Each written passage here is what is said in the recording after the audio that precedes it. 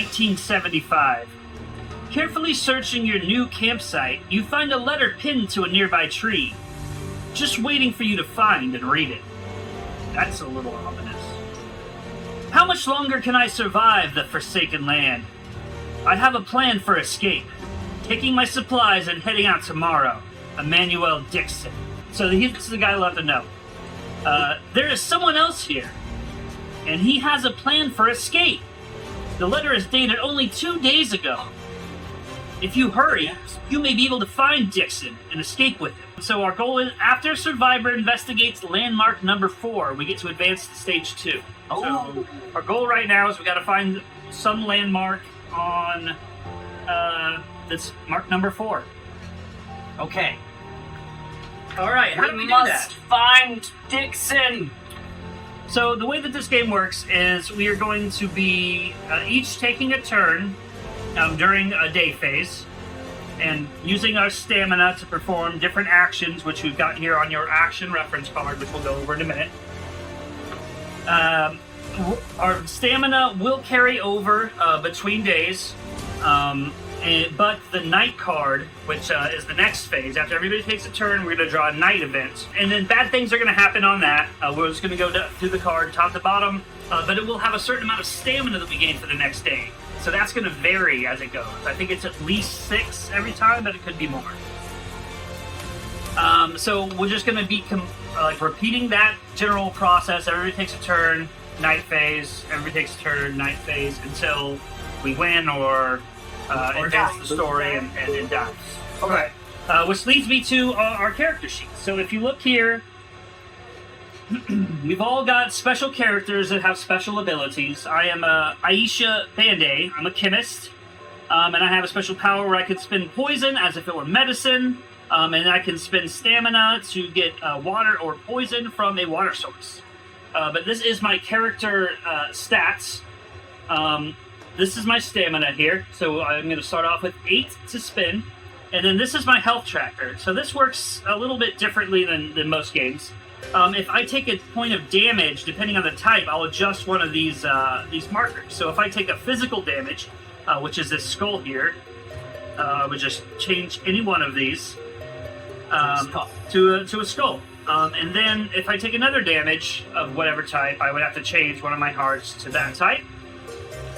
And then you can heal those generally well, except for the skull. So like we've got disease, physical damage, hunger, and thirst.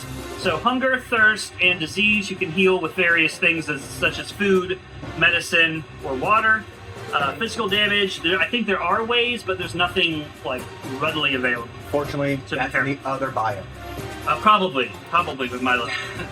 If you ever have to take a 4th damage that you cannot take, you don't have any more hearts, you are dead.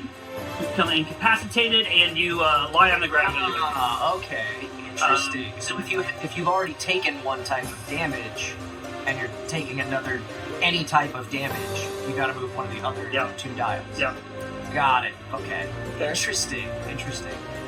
Yep. And then but once you're dead, you're dead. There might be a buff to bring somebody back, but other than that, there's no way. Okay. So let's go over the actions then. First off, we have move and gather. So you will be able to. All these actions cost 1 stamina unless specified otherwise. Okay. First off. So moving and gathering, you get to move to an adjacent space by spending stamina equal to the cost of the space you're entering, and then you get to perform a gather action for free. These are dunes here. So there's a little bit of terrain difference on there. These 3, do you see that? Kind of. Oh, okay. So those are dunes. Those are going to be 2 stamina per 1 move. Wait, the boundaries on that are tough to... Yeah. Oh, yeah, for sure. Yeah. Okay. That's the problem with the desert biome. Okay. So the dunes cost 2 stamina, the regular sand just costs 1? Correct. So here is the map. So sand's 1, grass is 1, these dunes, if you can see them, are 2, and then mountains are 3. Okay. And that's all you're going to be having to deal with. Gather. So, what's a gather? Resolve one feature token in your space. You get to gain one resource token from your space, or gain one resource matching a water source in your space. So, these little square guys are going to be your feature tokens. Okay. They can be a food type resource. Under them, they have different things on the backside, or they can be an animal. That's usually going to be called out specifically. If it's added on there, it'll have a little paw print. But once that shows up, it usually gets flipped over. And then there's stone type resources. So all of those are going to have different icons in the back, and when you flip it, you'll either take a resource or you'll have an animal that pops out that you can hunt for different rewards and food and meats. Okay. There's also monsters, which are going to pop out. Oh. There. And then they'll come out, and they'll be special, and we'll have to go find their special card. And they're going to be chasing after us, where animals are going to be running away from us. Okay. So, you spend whatever stamina to move to an adjacent space. Yes, and then you get and that's part of the same action you can gather. Yes. Got it. Yep, if you do a move and gather action. Okay. Gather by itself, like if you're on a space and you need to gather, it's one stamina and you just gather. Oh, You can't gather and Okay, move. okay. Another action is going to be scout. So if you are adjacent to one of these tiles here, so I'm adjacent to 1 and this 2, I would be able to do scout action for 1 stamina and flip either one of those over or both if I wanted to. Either one. So the numbers don't mean. No, those are for just building for the setup? map. Yeah. Okay. Yeah. So Cool. things are going to get Got it. different as it goes out. So 1 stamina to scout and reveal. Correct. One of those tiles. And once we flip over the tile, it'll have little icons on there, and we'll just populate it with these feature tokens. Got it. Investigate. Resolve an exploration card matching the number of a landmark in your space. So there are different landmarks that'll come up that you just use an investigate action to explore it, and we'll find where the landmark stuff like card this? is. Those landmarks? No, that's a water source. Mine then? They're an icon and You can get water from those. What do landmarks look like? There's not one in the booklet. We can't flip these over yet because we already. Oh, they're printed on. Yeah, so it'll just look like little points of interest, and it'll have a little number on it. We'll point it out when we. So we're trying to find landmark number 4 is our main goal. Okay, we can also craft. So this comes back to that card that we took earlier. It'll have a resource count on the bottom of it if you can craft it, and it'll have a card number, and that's the item that you're going to use. So, for instance, you could have a card that would have 2 rocks and a wood. You would pay those resources, spend your 1 stamina. Sorry. Secret. We have extra ones actually. Too late. There you go. We'll reshuffle. So this backpack here, he's a special container. He takes 2 pelts, and he will get me this 90 item. So I would then go search the deck, pull that out, and I would have access to the backpack item, which will do something special. Okay. But you don't get to know what it does till you craft it. And once you do craft it, you go ahead and place it down by the map, and now everybody can craft that if they've got the resources. And there's another one in the deck. Okay. Groovy. And then once you do craft, you get to draw a new project card. It can be either a blue one or a red one. Red ones, I think, are just more advanced. Got it. Okay. Easy peasy. Trade. Trade any number of resources and items with the survivor in your space. Self-explanatory.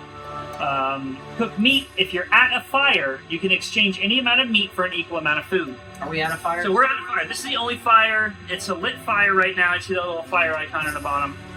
Kind of. It's right. Real it's very tiny. small. But it is the only fire we have access to right now. There are other ways to make new fires. We don't know what they are yet. We're going to have to discover those. Fire. Huh. And then we've got another action, restart a fire. So if a fire ever goes out, which is normally that token gets flipped, like if that one goes out, we would have to have wood 1 wood, and a stamina to throw in and restart. And then we have the recover action. Heal 1 damage from you or another survivor in your space as follows.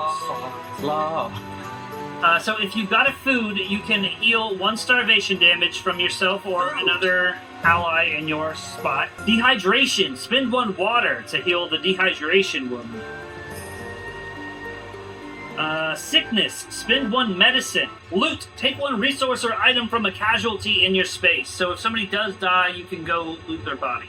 Oh, we can go loot each other's bodies. Yeah. Got it. That brings me to item cap. So you can have 10 items max. That includes all of your resource items and any crafted items. Your project cards don't count. It has to be crafted items. Resources count as items. Yes. Okay. So 10 cap on that.